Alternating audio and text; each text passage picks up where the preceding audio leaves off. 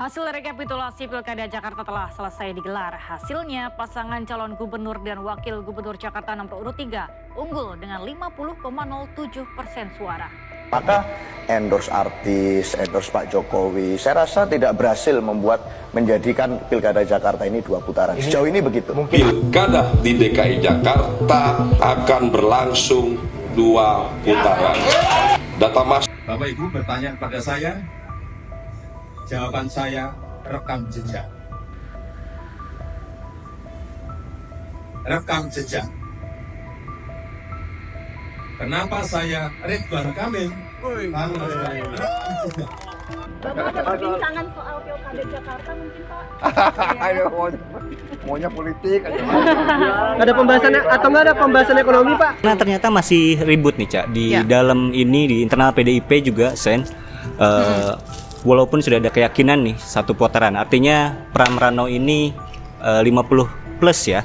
Terakhir kan 50,07 ya. 07. Tapi masih ada kekhawatiran ini akan jatuh di bawah 50, artinya akan menjadi 2 putaran karena selisih suaranya hanya sekitar 2.900-an gitu. Jadi ini sangat tipis. Jadi memang ini harus dijaga sekali gitu. Nah, ini yang kemudian menjadi concern ya teman-teman di PDIP. Mungkin juga lu Sen atau Cak juga punya info soal ini ya. Karena yang gue dengar terakhir ini memang mereka ini fokus untuk ngejagain sisa suara ini gitu. Entah itu dengan menjaga C1 gitu, dengan menurunkan Forkabi di sana, ada FBR juga gitu. Menjaga agar selisih suara ini tuh benar segitu gitu. Dari awal dari rekapitulasi C1 gitu di tingkat kecamatan, sekarang kalau nggak salah sudah mau masuk ke provinsi gitu. Nah, ini mereka menjaga agar tidak ada perubahan karena dengan selisih angka yang kecil ini mereka khawatir bisa ada perubahan. Jangan takut-takut ada orkestrasi 2 putaran gitu. Nah, betul. Ada upaya untuk mendorong menjadi 2 putaran. Apalagi kalau kita lihat di luar ya, memang pasangan Pram Rano dengan Ridwan Kamil Suswono ini kan adu narasi pada akhirnya ya. Yang satu bilang 1 putaran, yang satu bilang 2 putaran gitu. Jadi ya perangnya masih berlangsung, Ca. Ya, dan narasi itu sudah bergeser sebetulnya di kubu Pram dan Rano ya. Bukan lagi 1 putaran yang mereka pakai, tapi kemenangan. Oh iya, betul. Ini untuk membentuk persepsi publik bahwa ya mereka sudah memenangi Pilgub Jakarta gitu. Dan ya kita tahu sendiri ya Gi ya, waktu itu memang ada orkestrasi bahkan sejak Hamin berapa minggu sebelum pencoblosan gitu. Nah, coba Gi. Jokowi semakin panik. Lantas kenapa Jokowi bisa panik? Karena Pilkada di Jakarta fix 1 putaran, teman-teman. Pilkada di Jakarta ini memang menjadi sorotan ya, karena Jakarta adalah kota yang besar ya. Walaupun saat ini bukan lagi sebagai ibu kota, teman-teman, tetapi bagaimanapun Jakarta adalah menjadi pusat perhatian Indonesia. Sebab siapapun yang akan maju dan naik menjadi gubernur di Jakarta itu bisa menjadi jalan tol bagi mereka untuk naik tingkat ke nasional, yaitu menjadi calon presiden tahun 2029 nanti. Hal inilah yang dikhawatirkan oleh beberapa partai politik, bahkan tokoh-tokoh nasional ya. Ketika Kim Plus ya mengusung Ridwan Kamil sebagai calon gubernur pada saat itu, dengan harapan mereka akan melawan kota kosong, teman-teman. Namun mujizat terjadi ketika MK memutuskan dan mengeluarkan putusan 60 yang mensyaratkan bahwa partai yang tidak ada kursi pun bisa mencalonkan calonnya sendiri. Buyar sudah setiap rencana mereka untuk melawan kota kosong, sebab PDI bisa mengusul calonnya sendiri.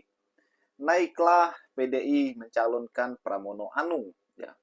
Inilah yang menjadi kekuatan bagi PDI Perjuangan untuk melawan Ridwan Kamil dengan partai-partai pengusungnya yang super besar, yaitu Gerakan Masyarakat dan Simpatisan, teman-teman. Kita tahu bahwa perjuangan PDI untuk berjuang di Jakarta ini tidaklah mudah. Ya, melawan raksasa sebagai Kim Plus, kemudian melawan presiden aktif, melawan mantan presiden, ya, bahkan ormas-ormas, teman-teman. Inilah yang dihadapi oleh PDI Perjuangan.